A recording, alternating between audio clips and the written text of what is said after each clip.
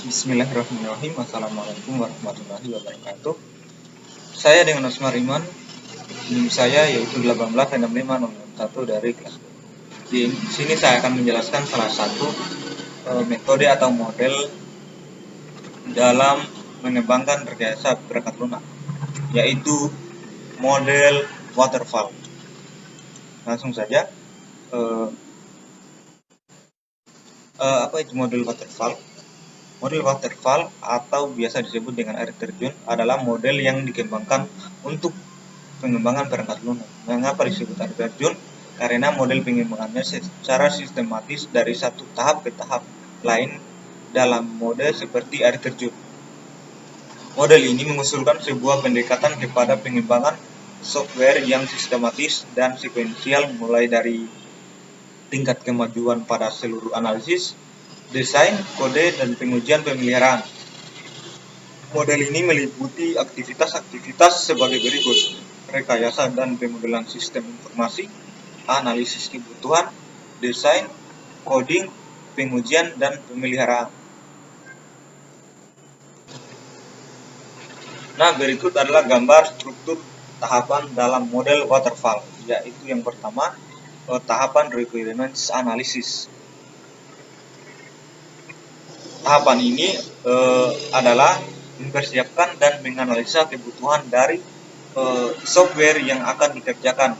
Informasi dan insight yang diperoleh berupa hasil dari wawancara, survei, studi literatur, observasi, hingga diskusi.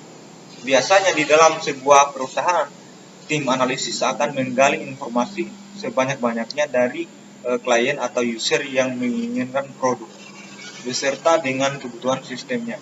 Selain itu, juga dapat mengetahui setiap batasan dari perangkat lunak yang akan dibuat. Dan yang kedua yaitu tahap desain. Tahap desain selanjutnya adalah pembuatan desain aplikasi sebelum masuk pada proses coding. Tujuannya dari tahap ini supaya mempunyai gambaran jelas mengenai tampilan dan antarmuka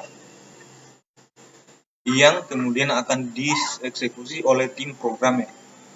Untuk proses ini akan berfokus pada pembangunan struktur data, arsitektur software, perancangan interface, hingga perancangan fungsi internal dan eksternal dari setiap algoritma prosedural. Tim yang mengerjakan tahap ini biasanya lebih baik menggunakan UI atau UX designer, atau orang yang memiliki kemampuan bidang desain grafis atau web designer. Nah, jika tahap yang kedua sudah selesai, maka dilanjutkan dengan tahap yang ketiga, yaitu implementation. Tahapan metode waterfall yang berikut, yang pada tahap ini yaitu kode program dengan menggunakan berbagai tools dan bahasa pemrograman sesuai dengan kebutuhan tim dan perusahaan. Jadi pada tahap implementasi ini lebih berfokus pada hal yang teknis, di mana hasil dari desain perangkat lunak akan diterjemahkan ke dalam bahasa pemrograman melalui tim programmer atau developer. Di dalam tahap pengembangan biasanya dibagi lagi menjadi 3 tim yang memiliki tugas berbeda. Pada pertama ada front end untuk client side, back end untuk server side, dan full stack atau gabungan antara front end dan back end. Selain itu, pada tahap ini juga dilakukan pemeriksaan lebih dalam terkait dengan modul yang sudah dibuat, apakah berjalan dengan semestinya atau tidak.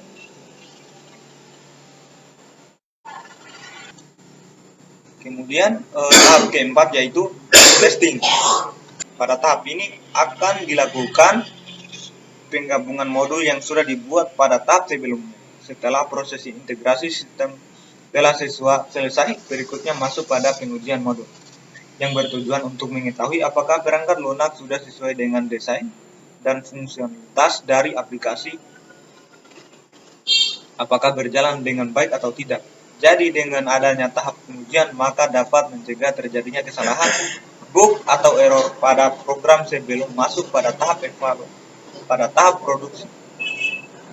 Orang yang bertanggung jawab untuk melakukan testing adalah QA atau Quality Assurance dan QC atau Quality Control. Nah, jika keempat tahap ini telah selesai, maka akan lanjut ke tahap yang terakhir, yaitu maintenance.